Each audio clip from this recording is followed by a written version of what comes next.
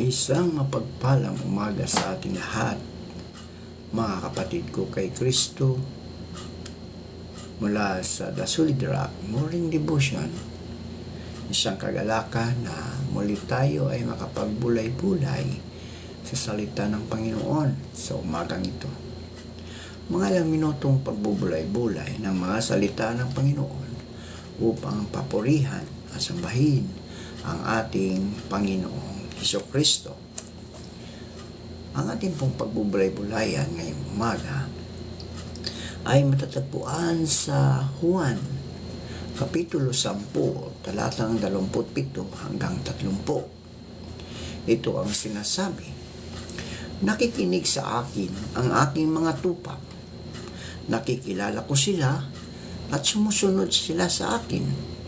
Binibigyan ko sila ng buhay na walang hanggan. Kailanmay hindi sila mapapahamak at hindi sila maaagaw sa akin ninuman. Ang aking Ama na siyang nagbigay sa kanila sa akin, ay lalong dakila sa lahat at hindi sila maaagaw ninuman sa aking Ama. Ako at ang Ama ay iisa. Manalangin tayo. Marami pong salamat, Panginoon, sa magandang umaga na iyong ibinigay sa amin. Maraming salamat sa isang gabing nagdaan na kami iyong iniingatan sa aming pagtulog. Maraming salamat, Panginoon, na kami iyong muling ginising sa umagang ito upang kami ay patuloy na humarap sa hamon ng buhay dito sa mundong aming ginagawan. Sa umagang ito, Diyos, aming naalala ang aming mga kapatid sa pananampalataya na nasa banig ng karamdaman. Dalangin ko, Diyos, na abutin mo ang kanilang mga karamdaman at upang ito iyong pagalingin, O Diyos. Ibalik mo ang mga lakas na nawala dahil sa karamdaman, Panginoon. Tulungan mo silang makabangon mula sa karamdaman, O Lord. Gayon din po, O Diyos, patuloy naming inilalapit sa inyo ang iyong mga anak na patuloy na naglilingkod sa inyo. Sila po ay iyong ingatan, pagpalain, Panginoon, upang sa kanilang mga buhay ay ikaw, O Diyos, ang kanilang itataas, hindi po ang kanilang mga sarili. Panginoong Hesus, tulungan mo po ang bawat isa na makaahon sa mga kahirapan sa buhay, Panginoon. Dahil alam ko, Diyos, na ang iyong mga anak ay hindi mo ito pababayaan, niiwanan man sa lahat ng laban dito sa mundong, Panginoon. Tulungan mo po ang iyong mga anak. Panginoon Hesus, patuloy kong itinataas sa inyo ang aming mga kapatid na nagtatrabaho sa ibang bansa. Sila man ay nasa mga opisina, sa mga kasambahay, Lord. Ingatan mo sila, O Diyos, at naway ang relasyon nila sa kanilang employer ay maganda, Panginoon, sa tulong ng banal mong Espiritu, Panginoon. Lord, amin ding inaalala ang inyong mga anak na naroon sa mga lugar kung saan may kaguluhan, may gera, Panginoon, katulad ng Lebanon, Israel. Panginoon, ingatan mo ang iyong mga anak na naroon. Ilayo mo po sila sa anumang kapahamakan, Panginoon. Dalangin ko rin, O Diyos, ang aming mga kapatid na mangingisda, na sila po ingatan mo sa laot ng karagatan, tulad ng pag-iingat mo sa iyong mga apostol na naroon sa laot ng ang malakas na hangin ay kanilang naranasan at ito'y iyong pinahinto. Gayon din po, O Diyos, aming inilalapit sa inyo ang aming mga kapatid na mga magsasaka na sila ingatan mo sa kanilang pagsaka, O Diyos, upang marami pong mga pananim ang kanilang matanim, katulad ng palay, gulay, prutas, at iba pa. Ilayo mo po sila sa anumang kapahamakan, O Diyos. Lord, maraming salamat po at purihin ka. Naalala ko rin, O Diyos, ang aming mga kapatid o mga kababayan na nasa mga bilangguan. Patuloy mo po silang abutin, O Diyos. sila man ay napagbintangan lamang o nagagawa sila ng kasalanan.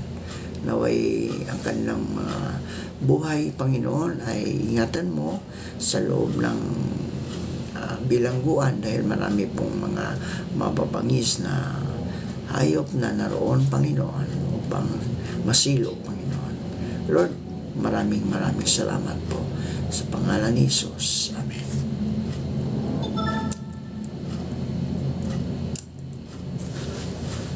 Sa John 10:27 encapsulates the essence of discipleship in Christianity. The sheep-shepherd relationship highlights mutual recognition and commitment.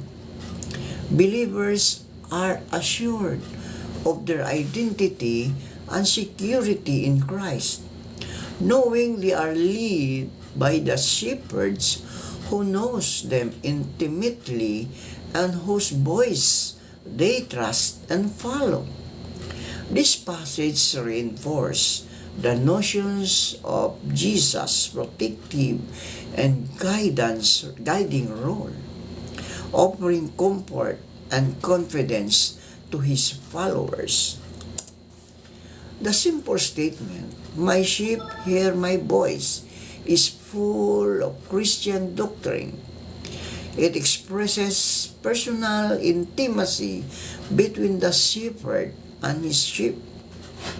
In the first century, a single sheep pen held multiple flocks, so it was essential for the sheep to know and recognize their own shepherd's voice.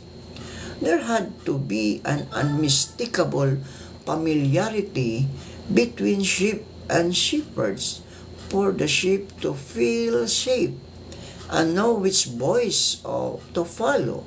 Jesus said, "I am the good shepherd. I know my sheep and my sheep know me." Ako ang mabuting pastol. Kung paano ako nakikilala ng aking ama at kung paano ko siya nakikilala, ganyan din ang pagkakilala ko sa aking mga tupa at ang pagkakilala nila sa akin, at iniaalay ko ang aking buhay para sa kanila. Ikaw ba ay kabilang sa kawan ng Panginoong Hesus, kaibigan? Kilala mo ba si Hesus bilang iyong tanging mabuting pastol? Tulad sa lahat ng tanong, mga kaibigan, makakaasa tayo sa salita na ating tagapagligtas na si Jesucristo, ang mabuting pastol. Kilala at bilang noon ang tagapagligtas ang kanyang mga kawan. Binabantayan sila at tinipon sila sa kawan ng Diyos. Nakikinig at sumusunod ka ba sa kanyang tinig bilang iyong Panginoon at kinikilalang pastol? Sinabi ni Jesus sa mga Hudiyong sumasampalataya sa Kanya, "Kung patuloy kayong susunod sa aral ko, totoo ngang mga tagasunod ko kayo. Malalaman ninyo ang katotohanan, at ang katotohanan ang magpapalaya sa inyo." Sumagot sila kay Jesus, "Nagmula kami sa lahi ni Abraham, at kailanman hindi kami naging alipin ng kahit sino. Bakit sinabi mong palalayain kami?" Sumagot si Jesus, "Sinasabi ko sa inyo ang totoo. Ang sino mang nagkakasala ay alipin sa kasalanan. Ang alipin ay hindi namamalagi sa isang pamilya sa habang panahon. Ngunit ang anak ay namamalagi magpakailanman. Kaya kung ang anak ng Diyos ang magpapalaya sa inyo, talagang magiging malaya na kayo.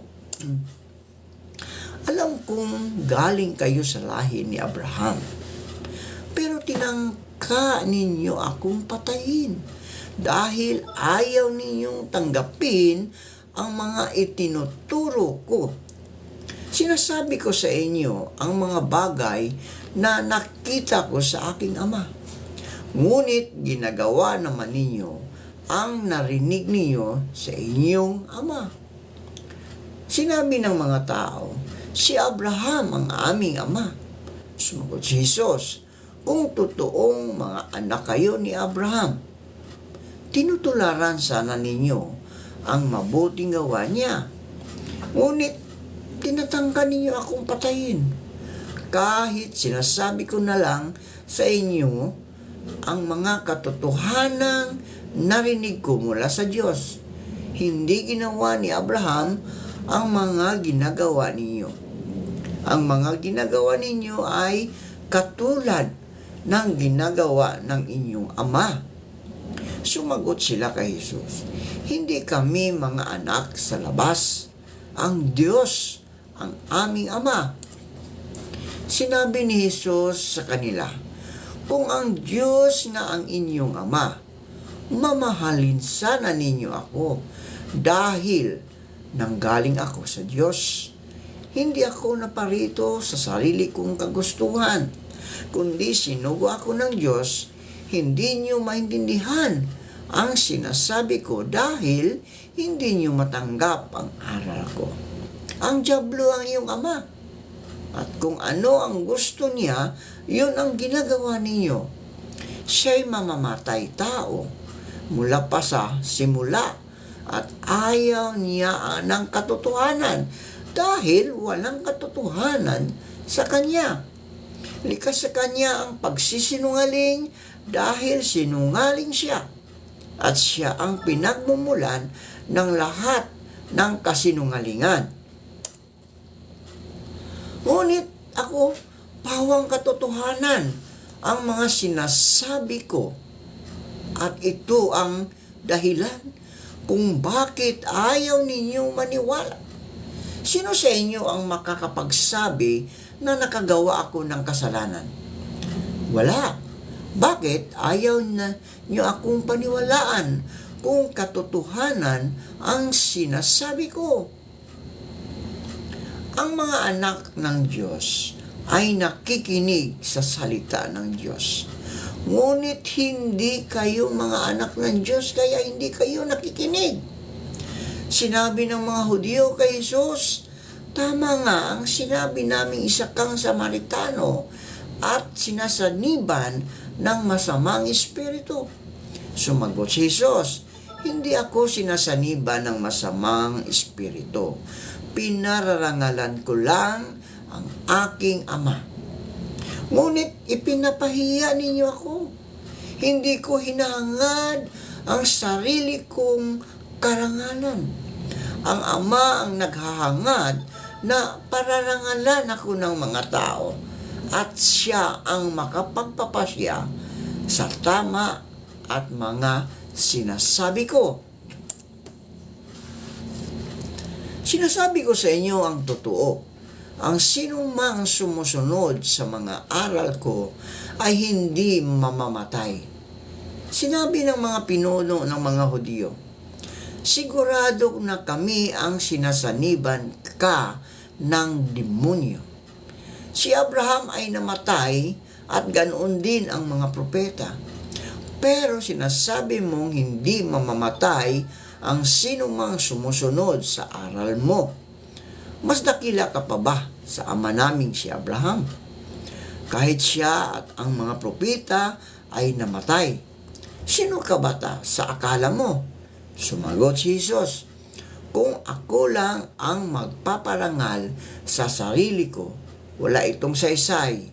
Ngunit ang Ama na sinasabi niyong Diyos ninyo nang ang siyang magpaparangal sa akin. Hindi niyo siya kilala. Ngunit ako kilala ko siya. Kung sasabihin kong hindi ko siya kilala, magiging sinungaling akong tulad ninyo. Ngunit kilala ko talaga siya at tinutupad ko ang kanyang salita. Nakita ni Jesus ang kawaawang kalalagayan ng mga tao na bunga ng kanilang kasalanan at pagsuway. Ayon sa Mateo 36, nang makita niya ang napakaraming tao, nahabag siya sa kanila sapagkat sila'y nanlulupaypay at litong-lito, parang mga tupang walang pastol. Darating ang panahon ng paghuhukom, mga kaibigan, kung saan ihiwalay ang mga tupa ng kawan ni Jesus sa mga kambing na mapapahamak dahil sa kasalanan. Ang bawat mananampalataya ay magsusulit ng kanyang sarili sa Diyos at huhukuman ng Diyos ang lahat ng desisyong kanyang ginawa, maging ang mga isyu na may kaugnayan sa konsyensya.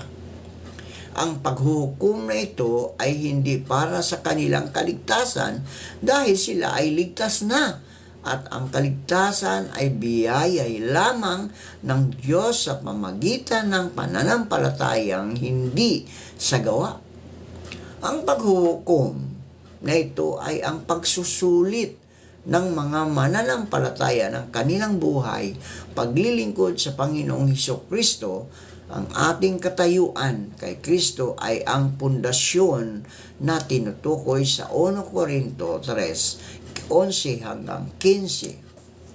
Maaring ang mga nagtatayo ng pundasyong ito ay gagamit ng ginto, tanso at mamahaling mga bato ng mabubuting gawa sa pangalan ni Kristo na sumisimbolo sa pagsunod at pagiging mabunga dahil sa tapat na paglilingkod upang mapapurihan ang Diyos at matatag ang iglesia. Maaari naman na ang ating itinatayo na pundasyon ay kahoy, dayami at pinagawasan na walang kabuluhan at walang halaga, mga gawa na walang espiritual na kahalagahan. Ihahayag ang lahat ng ito sa hukuman ni Kristo. Tayo po ay manalangin. Marami pong salamat, Panginoon, sa mga salitang aming napagbubulay-bulayan ngayong umaga. Pagpalain mo po ang lahat ng nakikinig sa iyong mga salita at isinasabuhay. Maraming salamat po sa pangalan ni Jesucristo na aming Diyos at tagapagligtas. Amen.